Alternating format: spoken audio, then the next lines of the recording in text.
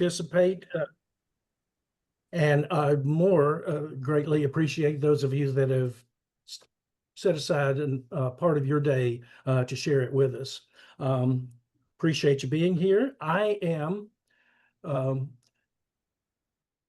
David Fikes. I am the Executive Director of the FMI Foundation. FMI is the trade association for the food industry. Think retailers, think manufacturers, and think food wholesalers. But I'll tell you that I'm here primarily today in my position as an advocate for family meals. It's been my privilege to attend the National Federation of Families conferences for the past several years when we were able to meet in person. And now in last year, I got to witness firsthand kind of the diversity of issues and the range of members that the National Family Federation serves. And last year in Orlando, during our time together in the exposition hall, but also during the closing luncheon, I got to be convinced of the relevance that family meals have for you in your work and for the multitude of families that are across America that you are able to serve and support. Now, I will ask that you keep your questions and your comments till the end and put them in the chat box. Friends of mine and colleagues at FMI are monitoring that, and they may be able to give you a response in real time. But I will also be coming back to some of those in the chat box at the end of the formal presentation time in order for us to kind of converse together about all of this. We're here today to talk about the superpowers of family meals. I think that they are the superpower of our society. They're often small. They are often unnoticed. They are usually unappreciated in the moment that they are happening. They're frequently taken for granted. They're easy to ignore, but I promise you that if you take them seriously, they add up to be, I think, the magic bullet that we may be looking for and desperately needing in society right now. Family meals are like small daily deposits that are made in the foundational savings account of your family. No one deposit is usually very noticeable or magnanimous or outstanding, but over time, if you continue to make those small deposits, they build up to produce incredible premiums and unimaginable benefits, usually with compounded interest. Now, I think that family meals offer solutions to many of the problems that America is facing, but like all superpowers and superheroes, family meals usually come disguised in the cloak of the ordinary and hidden behind us, behind the capes and the guise of the mundane and the obvious.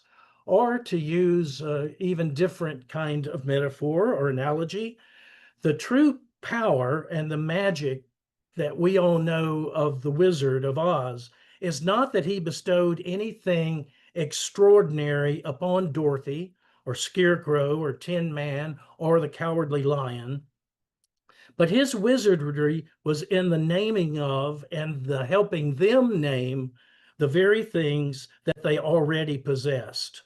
Or in the words of the song, Oz never did give anything to the Tin Man that he didn't already have. Now, I will not be offering to you any magic answers, but I will perform some wizardry. I want to remind you that the power we need is already within our grasp. Now, I want to start with the bad news first. There are a lot of interrelated ills plaguing America right now, and this list is not by any means exhaustive, but I do think that you would agree with me that if we could meaningfully address these issues, we would be taking a significant step towards strengthening families in our society and our nation overall and making this world a better place to live. Now, I want to talk about each of these a little bit, but I put them all on the same slide because in so many ways, they are interrelated and interconnected, aren't they? They touch and they get intertangled with one another, with each other. And trying to isolate just one of these issues is a little bit like trying to reach in your closet and just pull out one single wire hanger. You just can't do it. They get ensnared and tangled up in each other and they overlap. You can't talk about drug and alcohol addiction without it also talking about poor nutritional health. You can't talk about poor nutritional health without talking about depression, mental illness. You can't talk about depression, mental illness without starting to talk also about a lack of civility in society. So I want to talk about these a little bit individually, but just be aware that I am very painfully aware of how interconnected all of these are. And I'm going to throw a lot of stats at you here at the beginning, just as a way of trying to prove my point that there is some science behind these being stated as an ill plaguing America. In regard to drug and alcohol addiction, about 46% of teenagers have used a drug for the first time by the time that they reached the 12th grade. 25% or 1/4 of 8th graders, almost half of 10th graders, and almost 2/3 of 12th graders have all reported experimenting with alcohol. Now, these stats are disturbing, but when you combine them with the fact that when you ask those who have a reported addiction to alcohol and drugs, 70% of them say that they had tried an illegal drug before the age of 13. Now, in regard to depression and mental illness, when we move into that category, it's a little bit of a dangerous territory because, quite frankly, there is clinical depression where it has to be professionally diagnosed. And then there are the blues, the down in the dumps that all of us periodically get, wherein we function but are a little bit off of our game. But mental illness, schizophrenia, borderline personality disorder, bipolar, obsessive compulsive behaviors, these are all professionally diagnosed conditions. And I do not want to even remotely pretend that family meals can solve those problems. But I will suggest that family meals, while they can't take the place of professional therapy, they are therapeutic and they can be a significant supplement to professional help being rendered. So there's kind of two levels that we're talking about here. There's mental illness, but there's also mental health. And family meals can play a big role in terms of supporting good mental health. Now, the stats from the National Alliance of Mental Illness report that 1 in 5 adults experience mental illness. Then, and then 17% of youth ages that are in school age, ages 6 through 17, have experienced a mental health disorder. We all know that there is increased anxiety in our society today. In 2024, 43% of adults say they felt more anxious than they did the previous year. And that is up from 37%, 6 percentage points in 2023. And that it was up 5 percentage points in 2022. So you can see that the trend is up toward increased anxiety in our society. About 1 in 5 adolescents report symptoms of anxiety or depression, according to a recent federal survey of teen health. Now, while it may not be hard and fast research, the stats that we have around some individual research that I'm going to get into a little bit later about FMI talk about the lack of civility or the loss of civility in public discourse. Now, it's almost reached epidemic proportions. In fact, Merriam-Webster The people that work for Merriam-Webster each year choose one word of the year that's been used prevalently and or significantly. The word that they chose for 2024 was the word polarization. And indeed, we are a polarized country politically, culturally, oftentimes economically. But this has resulted in most everything being taken to two extremes where the two poles do not talk to each other and find each other intolerable. Now, when I drive, when I'm in the airport, when I'm in the grocery store, there is just a low grade anger that seems to be ever present in people that can quickly escalate into a dangerous situation. And if you don't believe me about this, I'm going to invite you to come to my 14-year-old soccer game on Saturday, wherein you will see a minor collision on the soccer field can escalate among parents on the sideline into a fracas that almost has to be requiring police intervention. So there is a general lack of civility. There is also an obesity epidemic going on. From a study conducted by Choices and Childhood Obesity Cost Effectiveness Intervention Study, about half of the adult U.S. population will suffer from obesity, and about a quarter will have severe obesity by the year 2030. Now, the cost to America in medical expenses alone is simply staggering, not to mention what it does to our overall state of well-being. And the guidelines for dietary wellness generally point out how poor nutritional health is still very present, and there is a general lack of nutritional awareness, even among a human cry and for more healthy foods and access to more healthy foods. Now, that's all the bad news for you. I want to turn now to some good news that family meals can help produce better civility, can contribute to reduced drug and alcohol use, can bolster positivity, can lead to better literacy and communication skills, and better nutritional health, and better mental and emotional stability and mental health. And I wanted to put all of those up because you're going to find that just as all of the ills contributed to each other, these I don't know anything contribute to about each that. other and build upon each other.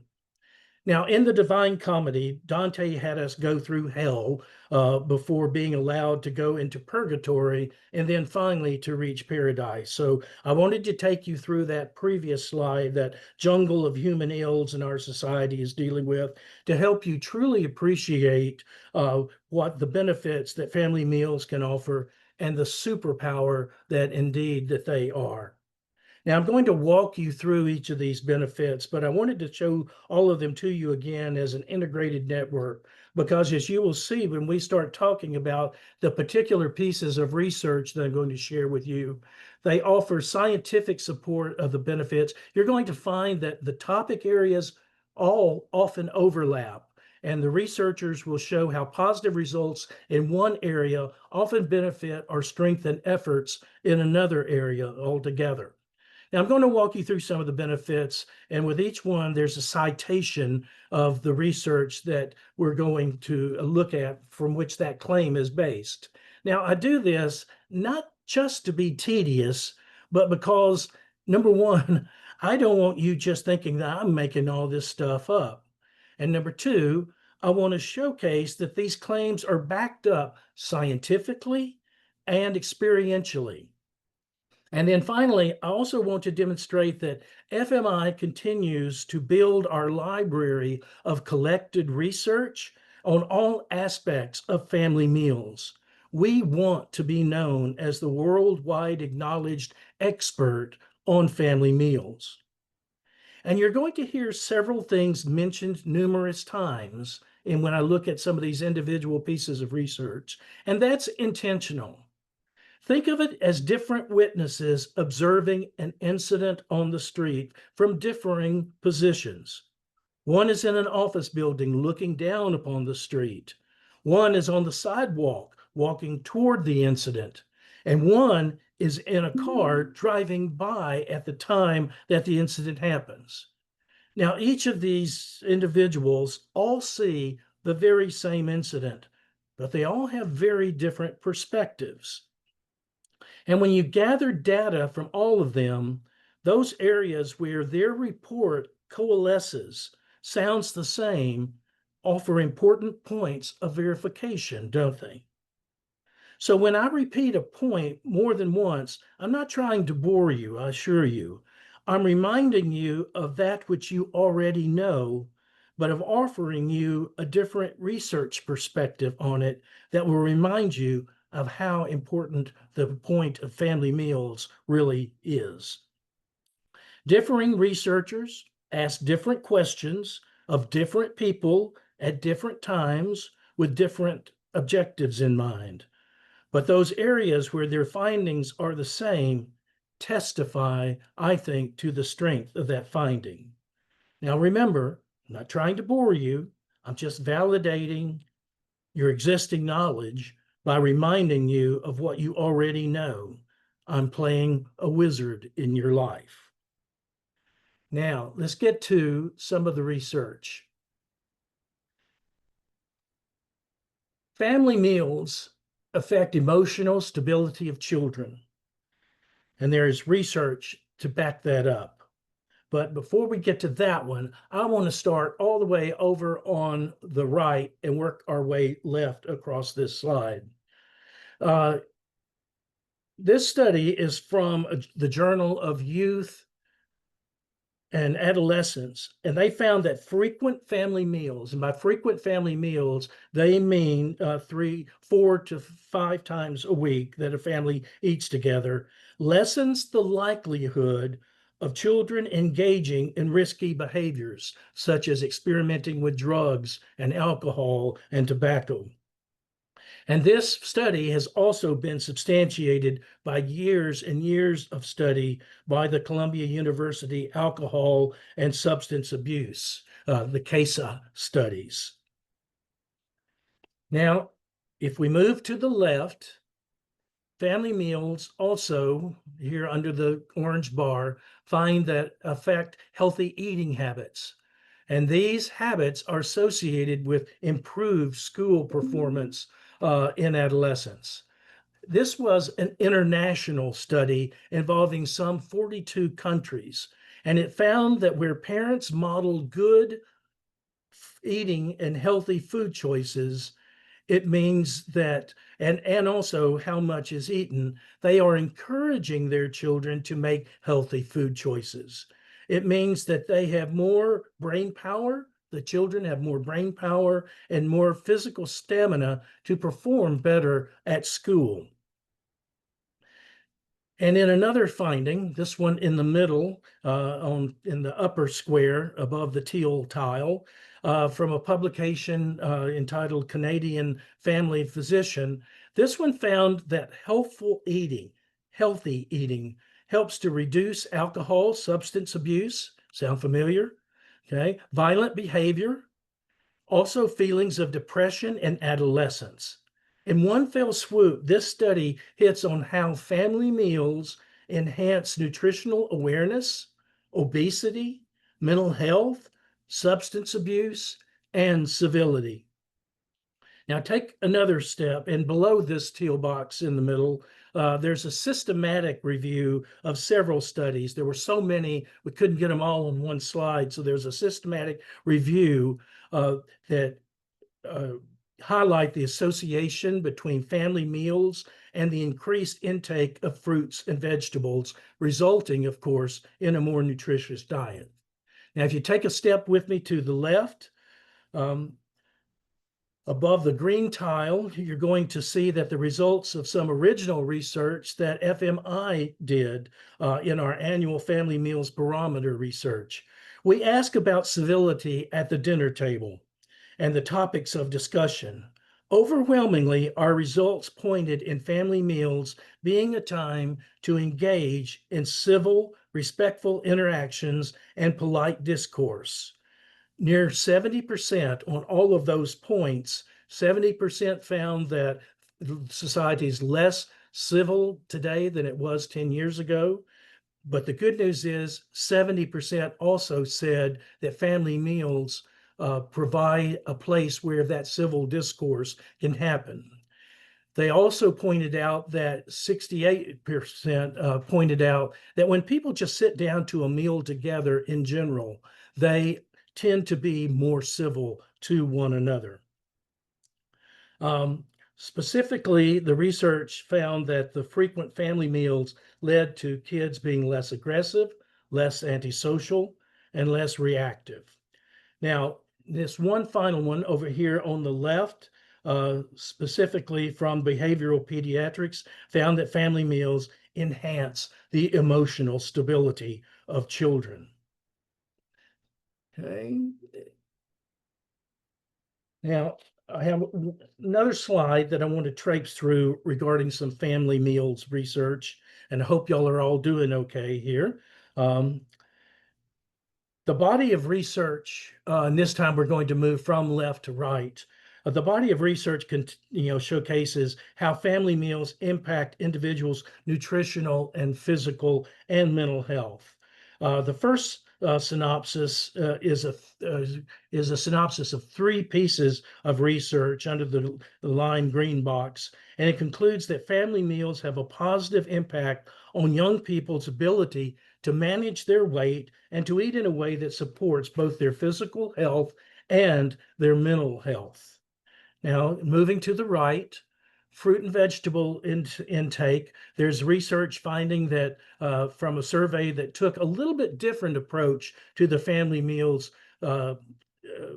increasing on fruit and vegetable. Most of the studies that we've examined talk about how the frequency of family meals increase vegetable intake.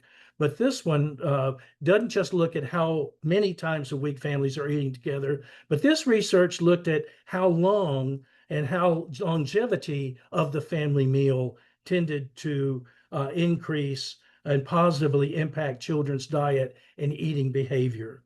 They ate even more fruits and vegetables if they stayed at the table 10 minutes longer than normal. Now, I don't know if that was because there was a parent sitting there saying, you're not leaving the table until you eat all your fruits and vegetables. May have been the case, but the finding still holds.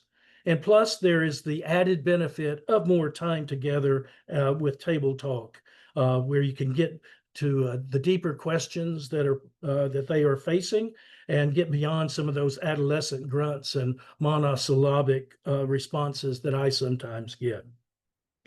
Now it's time to move over a notch and above here that in the center of the teal aisle, we're going to see 3 pieces of research that address almost every one of the social meal ills that I have named previously. Findings from these pediatric studies executed by various journals, such as the Journal of Pediatrics, the Journal of Development and Behavioral Pediatrics, these show that family meals are associated with increased fruit and vegetable intake. Again, something you've already heard, but I can't stress enough because we are always trying to get more fruits and vegetables into the American diet. But it's also showed a reduced incidence of overweight and obesity. It showed improved mental health and better social interactions. And it's time to move one notch over here. That pointing out how parental monitoring here and modeling that takes place at the dinner table reduces childhood obesity rates. The greater the frequency, the greater the result in this particular study. And remember that as a twig is bent, it determines how straight the tree grows. If we instill healthy eating habits in our children now, we have fewer obese adults later. And I will conclude this particular slide with a very important point, because the data here points out that the benefits of family meals are not just for the kids, but are good for the parents as well.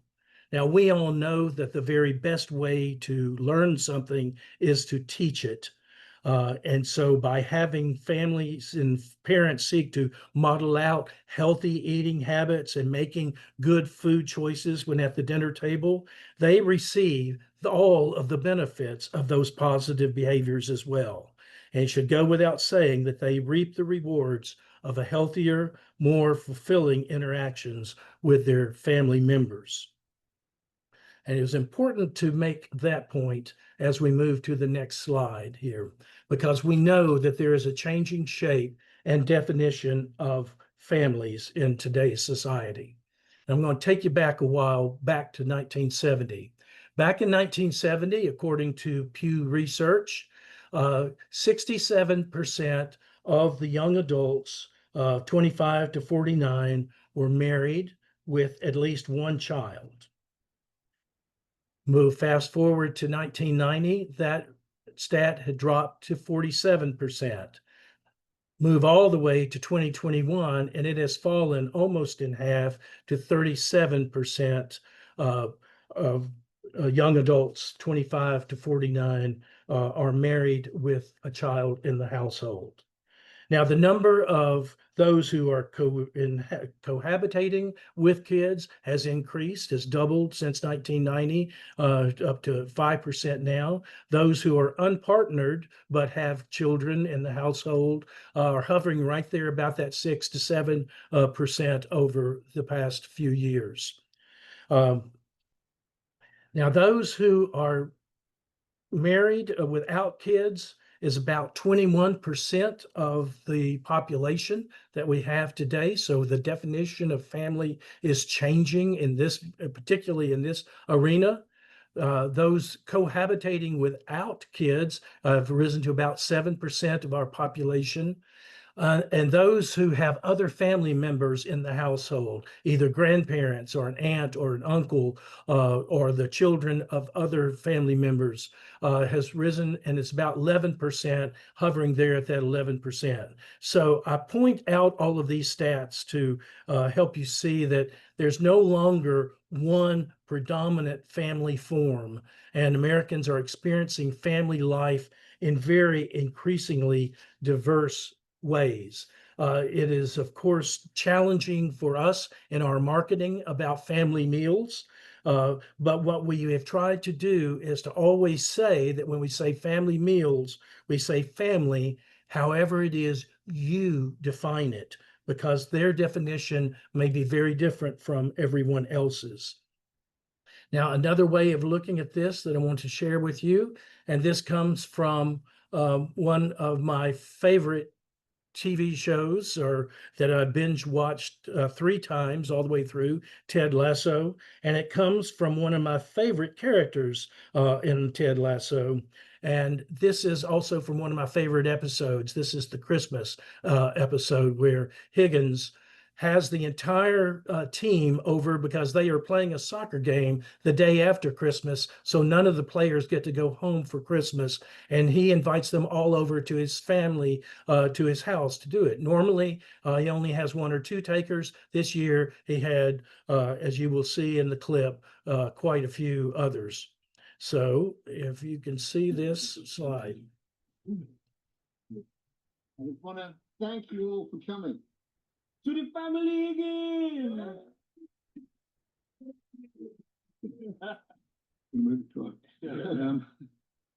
To my lovely wife, Julie, my sons, to you and all your families back in Lagos, Guadalajara, Hannigan, Gordon, Montreal, Benin City, Harare, Kingston, yeah, man, and Santa Cruz de la Sierra.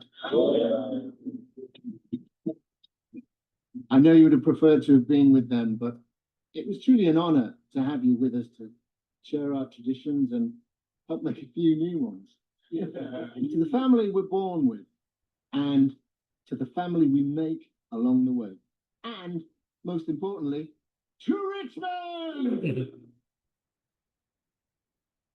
I love the line, to the family we're born with and to the family we make along the way, because I think that that is the way in which we've got to always approach family meals. It's not to just those groups that are fit within the traditional definitions, but it is to those, it's not just the families we're born with, but it's also the families that we make along the way. And there is increasing research that is being done that's demonstrating that the values and the benefits of family meals not only go to those who are related to each other, but if you're meeting frequently with friends and loved ones, that you still are accruing all of the benefits of family meals, even though we have to define it in some very different ways.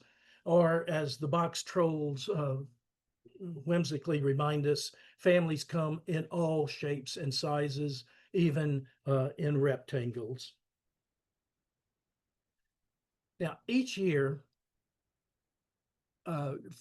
we at the FMI Foundation, with our support from the Ginger Network, conduct Family Meals Month.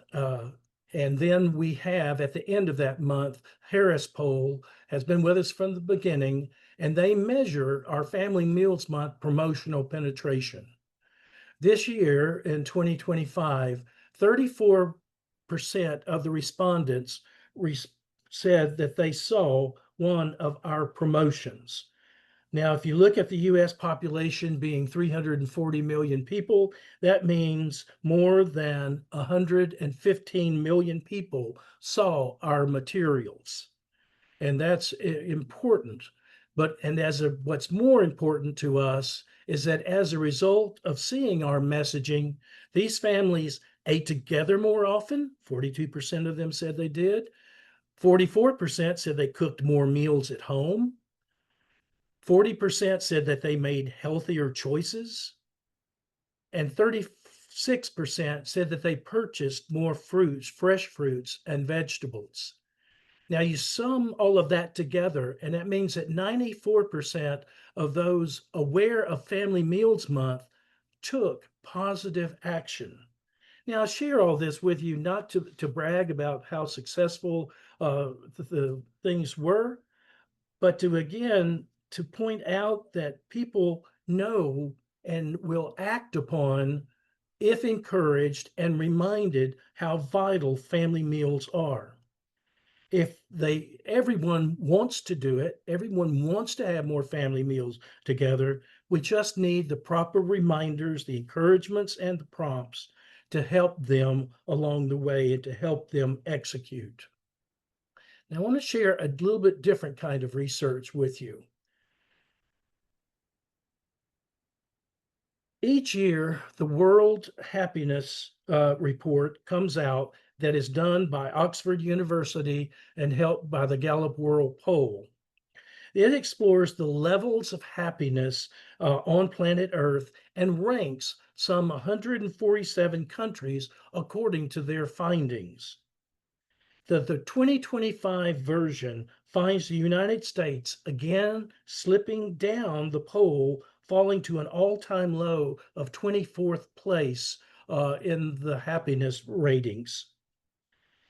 Our high was back in 2012 when we came in 11th place on the poll.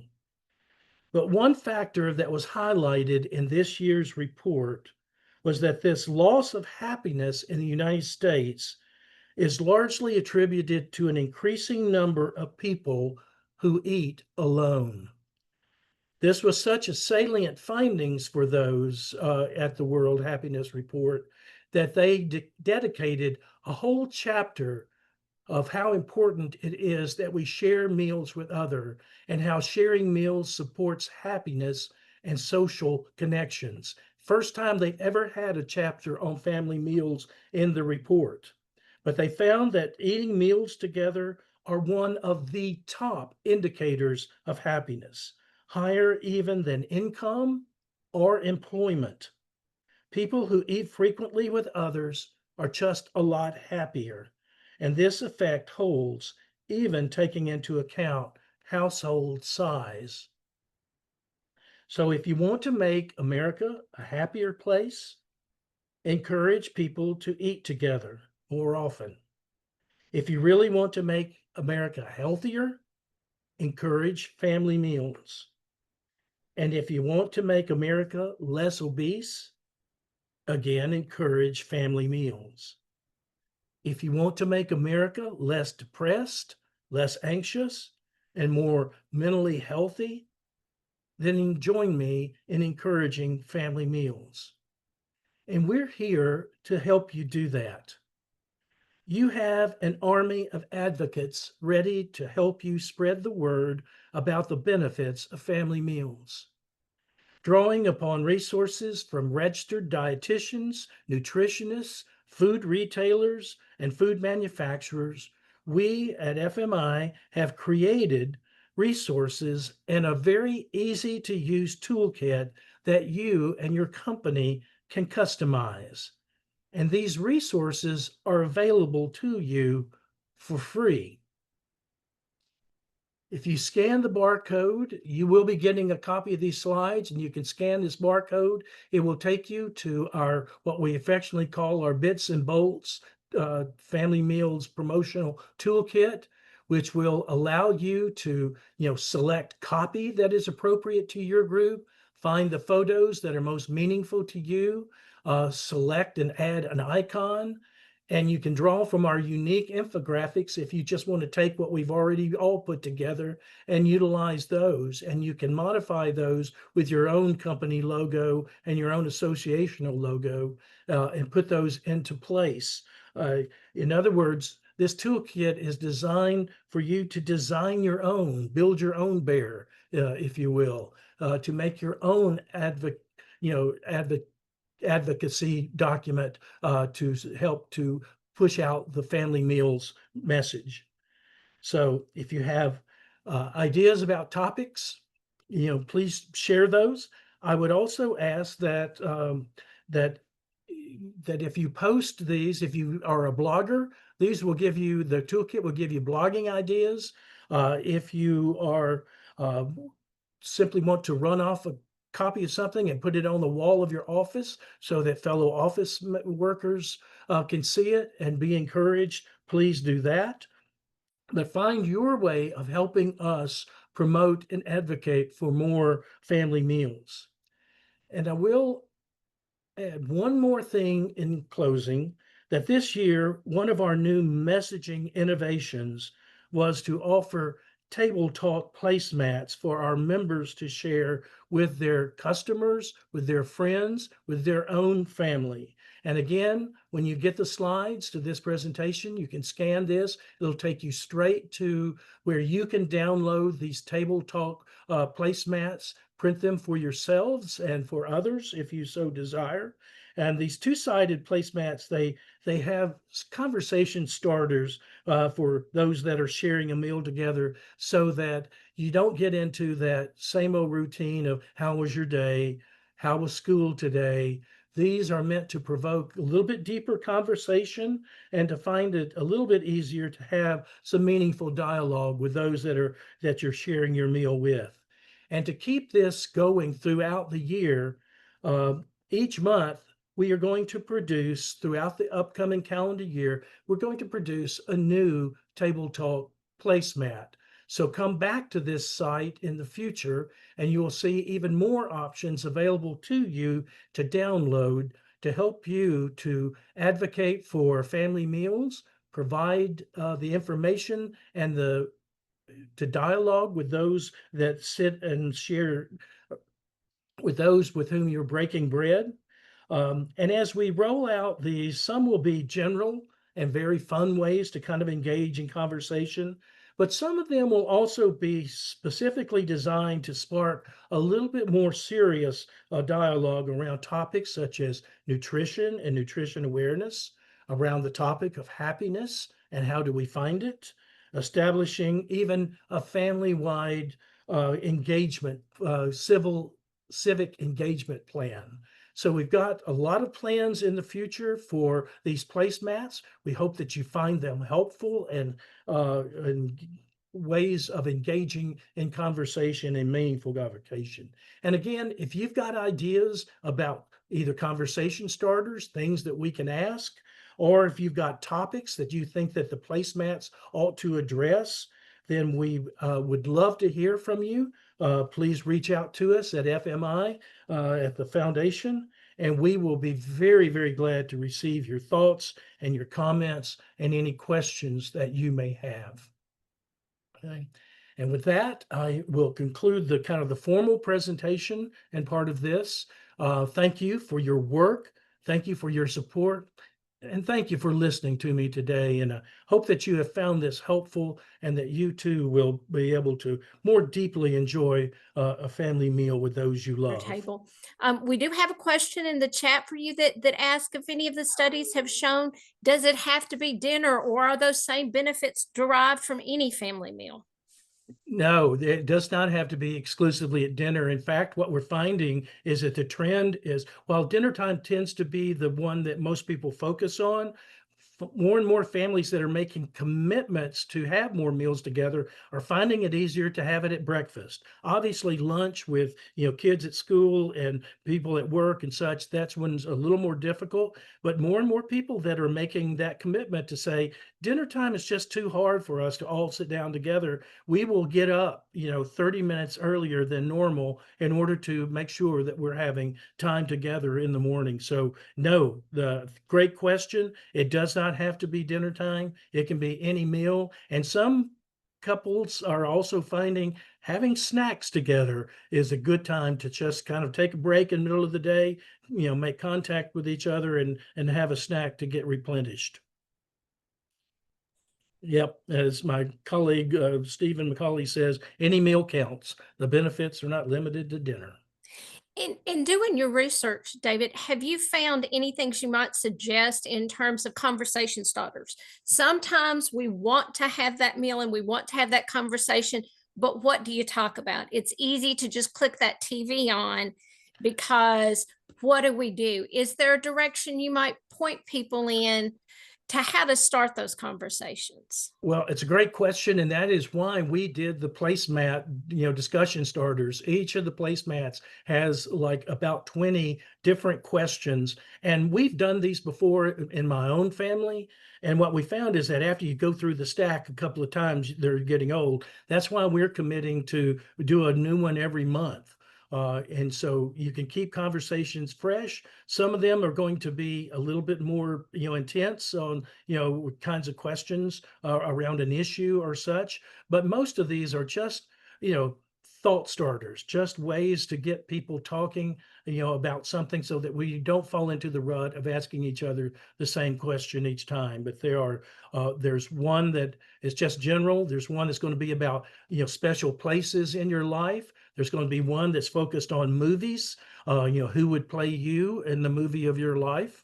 And those kinds of thought-provoking questions we're trying to put out there in the placemats and such. And again, the placemats are available for free. You simply click on the code, go to it, and run it off, and you can, have at it. And if you find that some work and some don't, please give us your feedback. We'd love to know.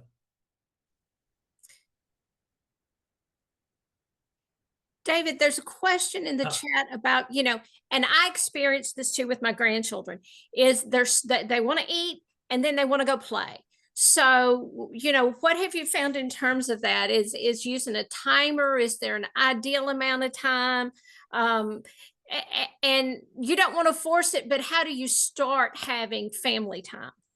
Well, actually, if hearkening back to the good questions in the conversations, if you're asking provocative questions and they want to share their opinions on that, it's an easy way to kind of keep them at the table a little bit longer. Now, you can't force it, I don't think. You can put a timer there, but then that suddenly gets to be resentful. And what I think would work best is if we move from that sense that they have of thinking, hey, sitting down to the dinner table is just for me to get my energy pellet so I can move on to the other stuff, but to to shift their thinking a little bit, that it's not just about getting the food down you. It's also, this is our time to talk with one another and visit and get to know each other a little bit better, and to get more acquainted. So a little bit of it is trying to shift that mentality away from it being functional eating and into collaborative time together and time to connect around a meal.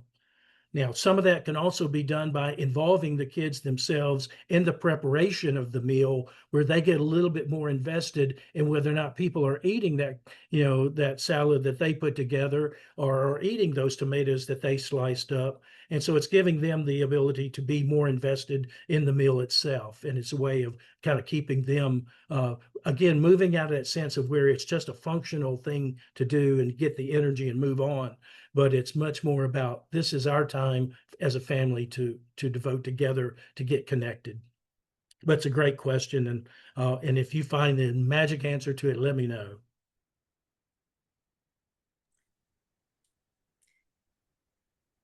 And again, National, Federation of Families also has a Pinterest board on family conversation starters to help get those things going. Great minds think alike. Well, there are a lot of connections between the Federation and the work of families and the well-being that gets promoted with family meals. David, we want to thank you so much for being with us today.